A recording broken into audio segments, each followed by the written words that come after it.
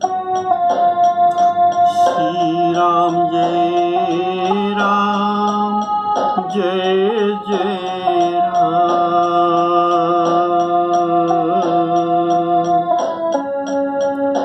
श्री राम जय राम जय जय राम। श्री राम जय राम जय जय राम।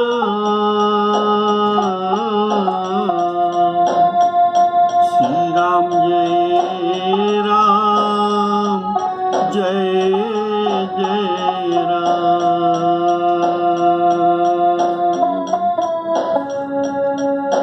श्री राम जय राम जय जय राम।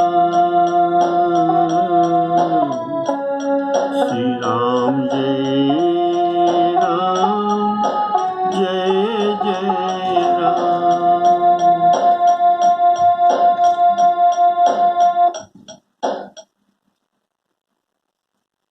आदरणीय रामायण के सिख श्रोताओं को सब प्रेम राम राम कहकर आज का राम कथा आपके सामने परिवेषण करने जा रहा हूं। आप लोग पिछले एपिसोड में सुने थे श्री राम जी के वंदना प्रसंग। पहले राम जी का वंदना आपने सुना, इसके बाद शंकर भगवान जी के वंदना सुना, और एक दोहा में गोस्वामी जी ने वंदना किया है श्री रामचंद्र जी का वीर रस का वंदन, जो मंगलाचरण में दर्शित किया गया है, उसे बड़े प्यार से आप लोग सुनिए। बोलिए सियावर रामचंद्र की जय।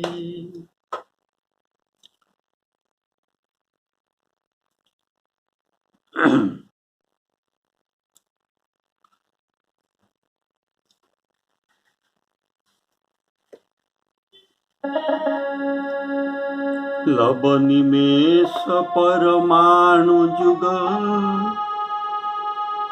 बरस कल्प सरचंड। बरस कल्प सरचंड।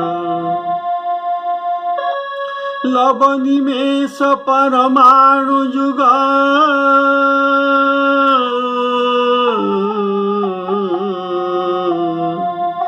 बरस कल्प सरचंड। भजसी न मन तेहि राम को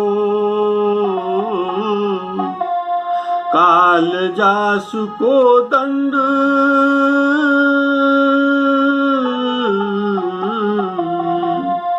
काल जासु को दंड। इसका भाव है लव निमेष परमाणु युग वर्ष और कल्प जिनके प्रचंड बाण है और काल जिनका धनुष है। गोस्वामी जी अपने मन को कहते हैं, हे मन तू उन श्री राम जी का भजन क्यों नहीं करता। लव अर्थात ये प्राचीन काल का गणना है। लगभग ये 5 सेकंड का बात है। लव अर्थात ये 5 सेकंड का बात, और मुहूर्त ये 48 मिनट का समय है। वो युग 4 होते हैं। सत्ययुग में सत्ययुग का आयुष 17,28,000 28,000 वर्ष। त्रेता युग 12,96,000 वर्ष। द्वापर युग 8,00,000 64,000 वर्ष, और कलियुग ये 4,32,000 वर्ष होता है। ये एक यूनिट है, समय का, टाइम का ये एक यूनिट है जो प्राचीन काल में व्यवहार किया जा रहा था। लवनी में स परमाणु, ये भी और छोटा है परमाणु। युग बरस, बरस आप तो जानते हैं, वर्ष को 12 मास इत्यादि। बरस कल्प सरचंड, तो कल्प का समय है 1,000 अर्थात 1,000 चतुर्युग में एक दिन होता है, और 1,000 चतुर्युग में एक रात होता है जिसमें ब्रह्मा जी शयन करते हैं। ये भागवत में वर्णित है।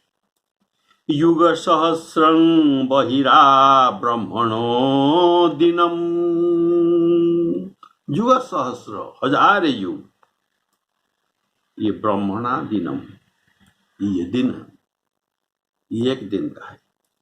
तावत एव निशातात जन्नी मिलती विश्वश्रुतु, इतना समय ही रात होता है। 1,000 युग, 1,000 सहस्र युग, ये भी रात होता है जिनमें ब्रह्मा जी सोते हैं। ये बात भागवत है। बोलिए श्यावर रामचंद्र की जय। लवनी में स परमाणु युग, बरस कल्प सरचंड। लंका कांड में युद्ध का प्रयोजन है, अतः युद्ध के संबंध में प्रारंभ में धनुष बाण का रूपक देकर श्री राम जी का वीर रस युक्त मूर्ति का गोस्वामी जी मंगलाचरण में वंदना करते हैं। लव निमेष परमाणु, लव निमेष परमाणु, ये 3 छोटे छोटे समय है, ये छोटे छोटे समय है। तो ये श्री राम जी के छोटे छोटे बाण है, ये बाण ये प्रयोग करते हैं। जैसे छोटे छोटे बाण प्रयोग करते हैं, ये लव निमेष और परमाणु, ये जो समय है, ये समय का बाण रूप में श्री राम जी प्रयोग करते हैं। किसको? कितने भी जीव है जो इन्होंने अल्प काल में मर जाते हैं, इनके आयुष्य बहुत क्षीण, अल्प काल। तो इनके लिए ये लव निमेष और परमाणु बाण श्री राम जी ने संधान करके उनको मारते हैं। इसका 5 मिनट, इनका 5 सेकंड, इनका 5 दिन आयु होता है। उनको ये छोटे छोटे बाण संधान करके उनका आयुष्य को हरण करते हैं, उनको मारते हैं। और वर्ष युग कल्प, ये जो 3 आपने सुना, ये श्री राम जी का बड़े बड़े बाण है। तो बड़ी आयु वाले इन बड़े बाण से मरते हैं, और छोटे आयु वाले ये लव निमेष परमाणु ये छोटे बाण में मरते हैं। और इनका धनुष ये काल है, काल जासुज कोदंड, श्री राम जी के धनुष का नाम है कोदंड धनुष। इसे काल का उपमा दिया गया है। काल रूपी बाण सब जीवों की नाश अवश्य करते हैं, इसमें कोई संदेह नहीं है। राम जी का ये काल रूपी बाण सबके जीवन का अंत कर सकते हैं। और गोस्वामी जी अपने मन को समझाते हैं, उन राम को जिनका काल रूपी कोदंड है, उनको तुम क्यों न भजता। भजसी न मन तेहि राम को, काल जासु को दंड। इस कथन का भाव है कि श्री राम जी का भजन करने में ही हम काल से बच सकते हैं। राम जी का भजने वाला ये काल से बच सकते हैं। श्री राम जी काकभुसुंडी जी को कहते हैं, तुमको कभी काल नहीं व्यापेगा, और इसलिए तुमको उपाय में कहता हूं कि सुमिरेसु भजेसु निरंतर मोहि। तुम मुझे निरंतर अर्थात अविच्छिन्न रात दिन मुझे भजन और स्मरण करते रहना, तुमको काल नहीं व्यापेगी। कबहु काल न व्यापी तोहि, कबहु काल न व्यापी तोहि। सुमिरेसु भजेसु निरंतर मोहि, सुमिरेसु भजेसु निरंतर मोहि। काल न व्यापने का गोस्वामी जी यह का सूत्र बताते हैं। देखिए, जैसे लंका कांड में श्री राम जी ने सब निशाचरों का संहार किया और विभीषण को काल से बचा लिया,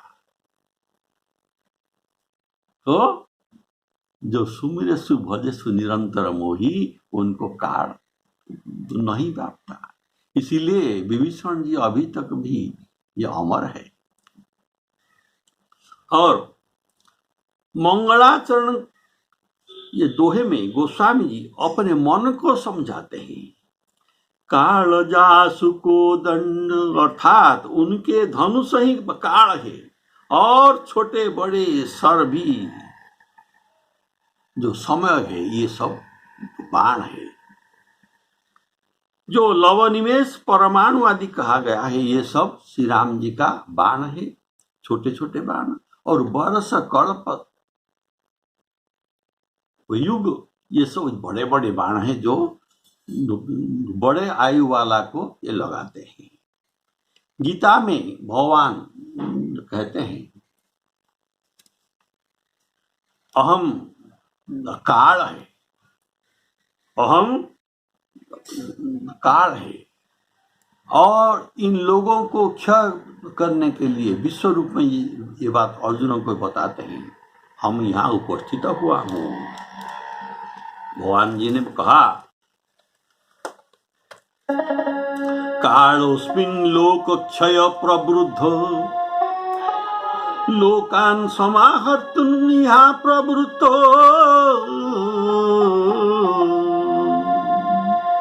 ये कोई भी नहीं बचेगा। ऋते पीत्वान्न भविष्यन्ति सर्वे, जे अवस्थिता प्रत्यनिकेषु योधा। ये सब मरेंगे ही। अर्जुन जब कहते थे मैं इन सबको मारकर पाप अर्जन करना मैं नहीं चाहता, तो भगवान कहते हैं तुम चाहने पर भी ये, अभी तुम युद्ध करने पर भी ये लोग सब मरेंगे, और न करने पर भी ये लोग मरेंगे। इसीलिए उत्तिष्ठ, उठ जाओ और युद्ध करो, शत्रु को जीतो, राज्य को भोग करो। मैं इनको मार दिया है, अब तुम ये मरे हुए को फिर मारेंगे, अतः तुम निमित्त मात्र बनोगे, तुम इनके कर्ता नहीं होगे, कर्ता तो मैं ही हूं। बोले श्यावर रामचंद्र की जय। निमित्त मात्र भव सव्य साचिन, मयेवैते निहता पूर्वमेव निमित्त मात्र भव सव्यसाचिन। अर्जुन देखो, द्रोणो, भीमो, जयद्रथ, कर्णम, जितना भी योद्धा है, ये सब मेरे द्वारा मरे हुए। मया हता, ये भगवान जी कहते हैं, द्रोणं च भीष्मं च जयद्रथं च कर्णं तथान्यनपि योधवीरान् मया हतास्तं जहिमा व्यथिष्ठा युध्यस्य जेतासि रणे सपत्ना। तो ये मरे हुए को ये अर्जुन ने दर्शन दिया। अतः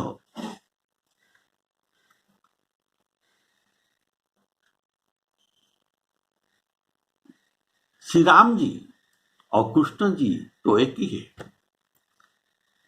कृष्ण जी तो राम जी का अवतार है और श्री राम जी तो ये कृष्ण अवतार लिए हुए हैं। तो श्री भगवान श्री कृष्ण जी कहते हैं,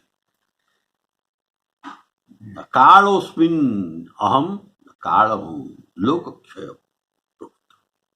और यहाँ आप लोग सुने हैं श्री राम जी काल होकर तो काला, ऐसा वर्णन किया गया है।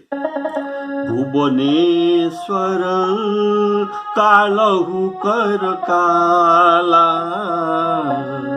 भुवनेश्वर कालहु कर काला। तो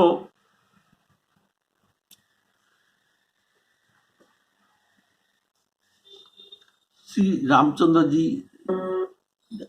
का धनुष ही काल है और इनका बाण ही, ये काल का एक यूनिट है, छोटे बड़े, जिसको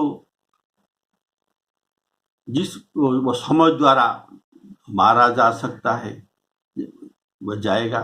ये वही बाण व्यवहार करते हैं। लव निमेष परमाणु आदि ये छोटे छोटे बाण अल्प वो स्वल्प आयु वाले के लिए मारते हैं, तो ये मरता है, तो भगवान उनको सब मारते हैं।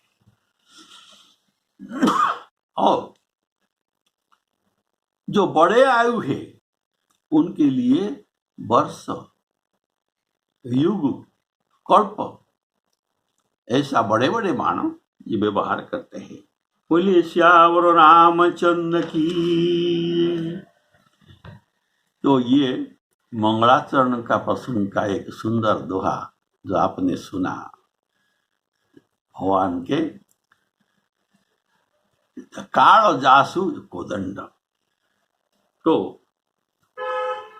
इसके बाद जो चरित्र आरंभ हुआ है, आप जो कुछ दूर तक ये सुने हैं, जामवंत जी ने श्री रामचंद्र जी को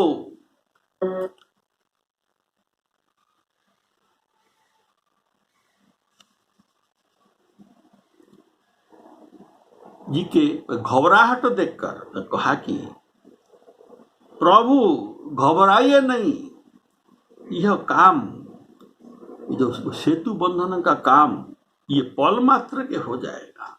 सेतु बंधन कौन सा बड़ी बात है, एक छोटा सा समुद्र तो है, इसे पार करने में क्या देर लगेगी, ऐसा सुनकर हनुमान जी बोलते हैं। बड़ी सुंदर बात। प्रभु का प्रताप तो भारी, तो बड़वान रहे। प्रभु का प्रताप ये भारी बड़वान रहे। उसने पहले ही समुद्र का प्रथम जल सोख लिया था श्री राम जी ने, परंतु आपने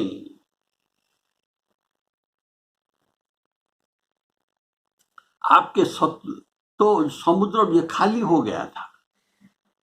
आपके द्वारा ये सूख गया था और समुद्र में जल नहीं था, ये खाली हो गया था। तो ये कैसे भरा? तो हनुमान जी का ये बात बड़ा सुंदर बात है। ये कैसे भरा?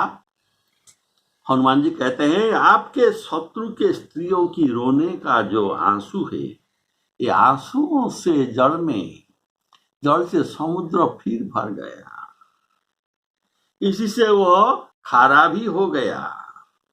पवन पुत्र के यह अतिशयोक्ति वचन सुनकर सब वानरों ने रघुनाथ जी की ओर देखकर हंसते हैं और रघुनाथ जी भी हंसते हैं।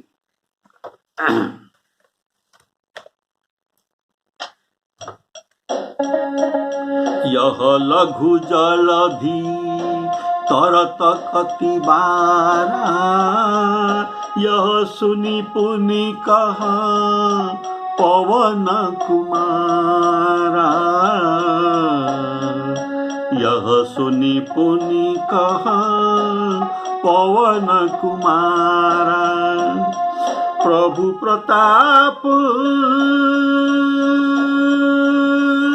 बड़वान भारी। सोखेउ प्रथम पयो निधि बारी, तब सोखेउ प्रथम पयो निधि बारी। आपके प्रताप से ये सुख गया था। और कैसे भरा? तब रिपुनारी रुदन जलधारा, भरेउ बहोरी भयउ तेहि खारा।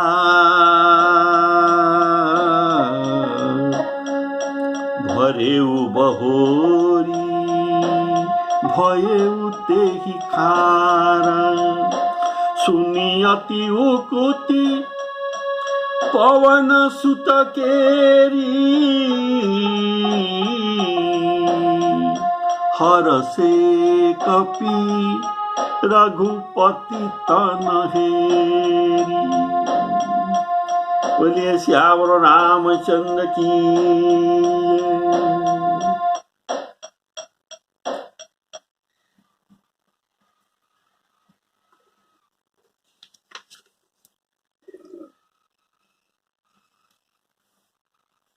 तो जामवंत जी ये कहते हैं, यह लघु जलधि तरत कति बारा, इसका पार होने में कोई परिश्रम नहीं हो सकता। तो इस जामवंत के बात सुनकर हनुमान जी बोलते हैं, अस सुनी पुनि कह पवन कुमारा।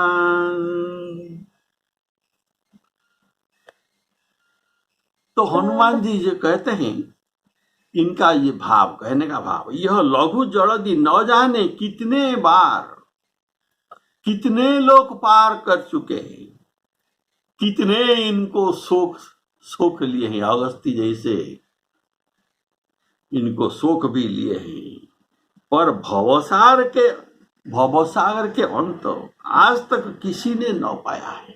अर्थात ये अनादि है। पर हनुमान जी के मत में न तो भव सागर है। ये बात थोड़ा गौर से सुनिए, बड़ा इंटरेस्टिंग बात है। हनुमान जी का मत में न तो भव सागर है, न भव सागर ही सत्य है, और यह आगे जो विद्यमान सागर है ये भी सत्य नहीं है। तो ये बात का अर्थ क्या है, आप सुनिए। अर्थात भवसागर सत्य नहीं है, और ये बात जो आगे जो समुद्र विद्यमान है ये सागर भी सत्य नहीं है। इसका उत्तर सुनिए, सुंदर उत्तर। कारण हनुमान जी ये कौन है? इनका परिचय है रुद्रावतार। और रुद्रावतार ये है शिवजी के जो मत है, ये भवसागर के जो बारे में, जगत के जो बारे में शिवजी कहते हैं जगत जो है ये एक स्वप्न मत है, ये एक स्वप्न है। स्वप्न में जैसे हम बहुत कुछ देखते हैं, ऐसे ही ये जो हम देख रहे हैं ये सब स्वप्न ही है।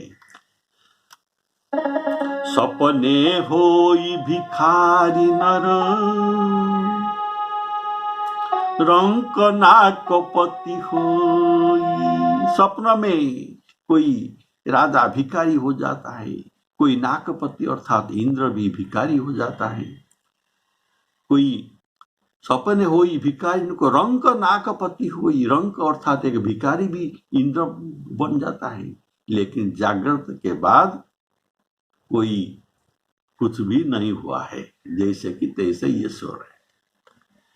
ऐसे ये जगत स्वप्न है, ये है शंकर भगवान जी का मत। इसीलिए शंकर भगवान जी कहते हैं जगत सब स्वप्न है। उनका वचन है कि ये पार्वती जी को उमा संबोधन करके जगत के बारे में ये कहते हैं।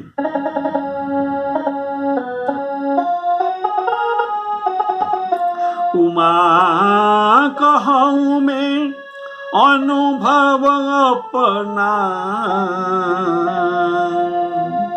उमा कहूँ में अनुभव अपना। क्या अपना अनुभव शंकर जी का? सत हरि भजन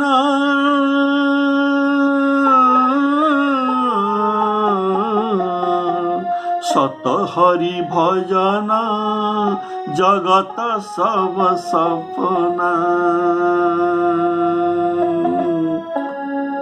सत हरि भजन जगत सब सपना। ये शंकर जी का बात है। तो अतः शिवावतार हनुमान जी ने भी जगत को मिथ्या मानकर कुछ नहीं समझते। शंकर जी हनुमान जी तो वो शिव जी का अवतार है ना, इसीलिए शिव जी का अवतार में जो मत है हनुमान जी का भी वही मत है। इसीलिए ये भव सागर को ये सागर मानते नहीं, इसमें कोई सत्यता नहीं है, ये भी एक स्वप्न है, ये भी हनुमान जी का मत है। तो शिवजी महाराज ये ज्ञान घाट का आचार्य, तो हनुमान जी भी ज्ञान घाट के आचार्य हुए। तो जो ये ज्ञान घाट के आचार्य है इनका दृष्टि ब्रह्ममय है, इनका दृष्टि ब्रह्ममय है। ये जगत को ब्रह्ममय देखते हैं, प्रभुमय देखते हैं। सिया राममय सब जग जानी, करऊं प्रणाम जोरी जुग पानी। इसीलिए ये ज्ञान दृष्टि में देखते हैं तो जगत को क्या है? सिया राममय सब जग जानी, सिया राममय सब जग जानी, करऊं प्रणाम जोरी जुग पानी। अतः ये भवसागर और विद्यमान आगे का जो सागर, ये दोनों ही क्या है? अगर जगत सब सिया राममय होता है तो प्रभु का स्वरूप होता है, तो ये जगत भी प्रभु का स्वरूप है। तो हम जो ये देखते हैं ये सत्य या मिथ्या? हम जो समुद्र अभी जो देखते हैं ये सत्य है या मिथ्या है? शंकर जी का मत में ये सब राममय है, ये भी राम, भवसागर भी राम, और ये समुद्र जो हम अभी देख रहे हैं ये भी राम जी का स्वरूप है। इसलिए ये ब्रह्ममय जगत में सब ही ब्रह्ममय है कोई, और जो हम अभी देख रहे हैं ये सब सपना है।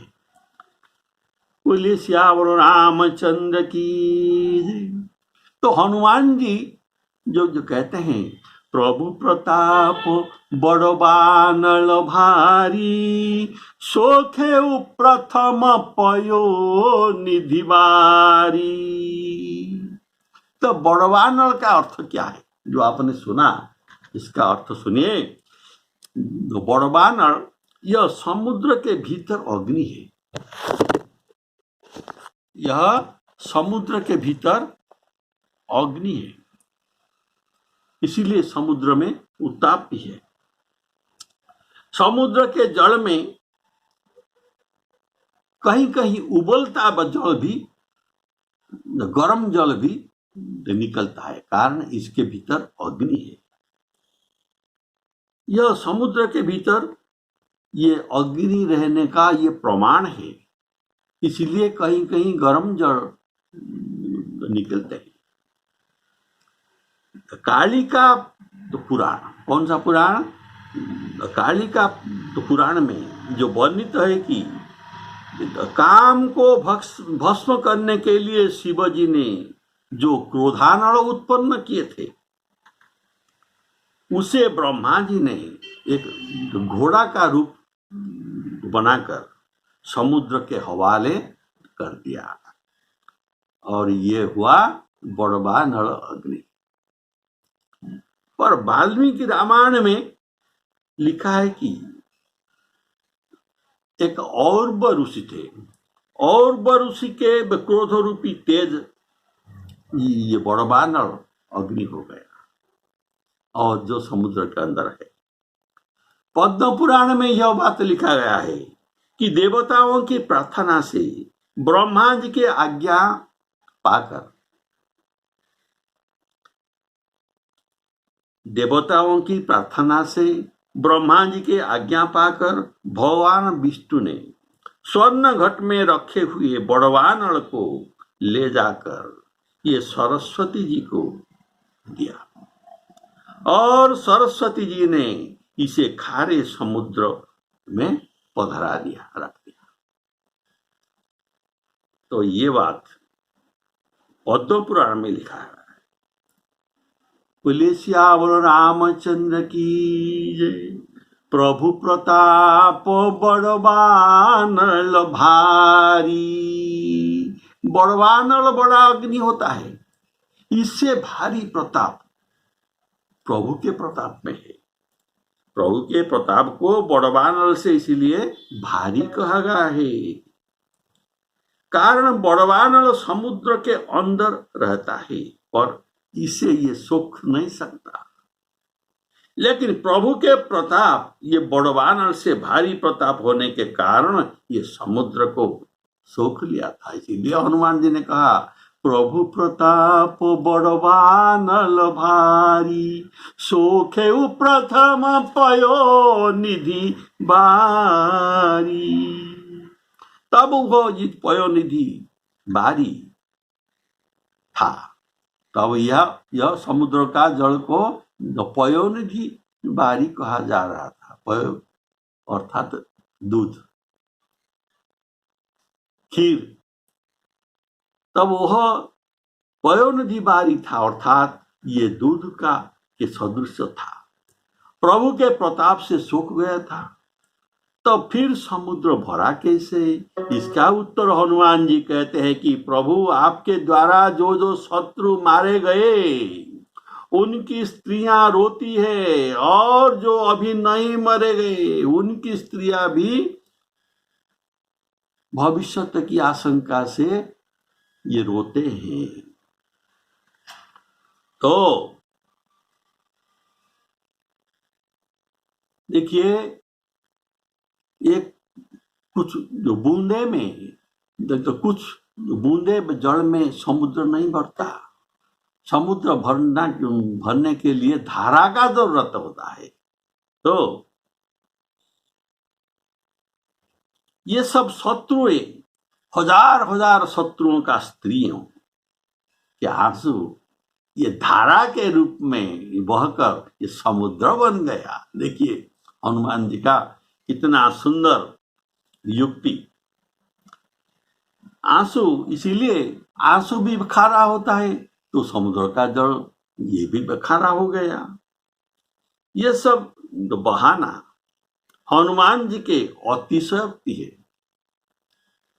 ये युक्ति के लिए जो कहते हैं, लेकिन ये सत्य नहीं है, ये अतिशय उक्ति, अर्थात बढ़ा चढ़ाकर कहना को अतिशय उक्ति कहा जाता है।